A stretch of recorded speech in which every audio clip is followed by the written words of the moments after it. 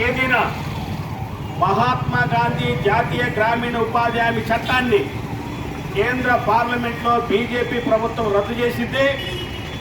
2004లో ఈ దేశంలో వామపక్ష పార్టీల యొక్క బలంతో ఆనాడు యూపీఏ ప్రభుత్వంలో 20 కోట్ల మంది గ్రామీణ పేదలకు అన్నం పెట్టడానికి ప్రతి కుటుంబానికి ఏడాదికి 100 రోజులు గ్యారెంటీ కల్పిస్తూ తెచ్చినటువంటి ఒక చారిత్రాత్మకమైన చట్టాన్ని రద్దు చేసి ఆ స్థానంలో మహాత్మా గాంధీని చెప్పినటువంటి గాడ్సే పేరు మీద 2025 కొత్త చట్టాన్ని తెచ్చింది.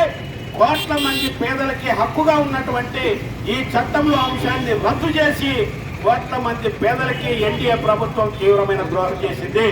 కేంద్రంలో బీజేపీ ప్రభుత్వం ఈ చట్టాన్ని రద్దు చేస్తుంటే మన రాష్ట్రంలో ఉన్నటువంటి తెలుగుదేశం, వైఎస్ఆర్సీపీ, జనసేన ఎంపీలు ఈ రాష్ట్ర ప్రజల కోసం, కోట్ల మంది పేదల కోసం మాట్లాడాల్సింది పోయి బీజేపీ గవర్నమెంట్ ఉపాధి హామీ చట్టాన్ని రద్దు చేస్తుంటే ఆ రద్దుకు వీళ్ళు మద్దతు తెలియజేయడమే కాకుండా 25 మంది ఎంపీలు ఓట్లేసి మన రాష్ట్రానికి తీవ్రమైన ద్రోహం చేశారు.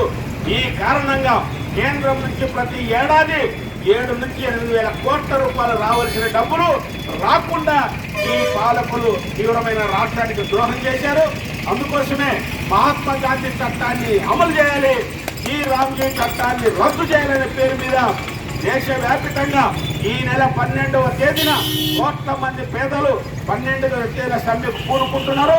ఈ సమ్మెలో వ్యవసాయ కార్మికులు, పేదలు, గ్రామీణ పేదలు, రైతులు పెద్ద ఎత్తున పాల్గొని జయప్రదం చేయాలని విజ్ఞప్తి చేస్తూ ఉపాధి హామీ చట్టాన్ని రక్షించుకున్నాం, అది మన హక్కు అనే ఆంధ్రప్రదేశ్ వ్యవసాయ కార్మిక సంఘం ఈ రోజు ఈ జాత ప్రారంభించి జిల్లా నలుమూలల 8వ తేదీ వరకు తిరిగి 12వ తేదీన రాష్ట్రంలో ఈ జిల్లాలో సమ్మె చేస్తుంది.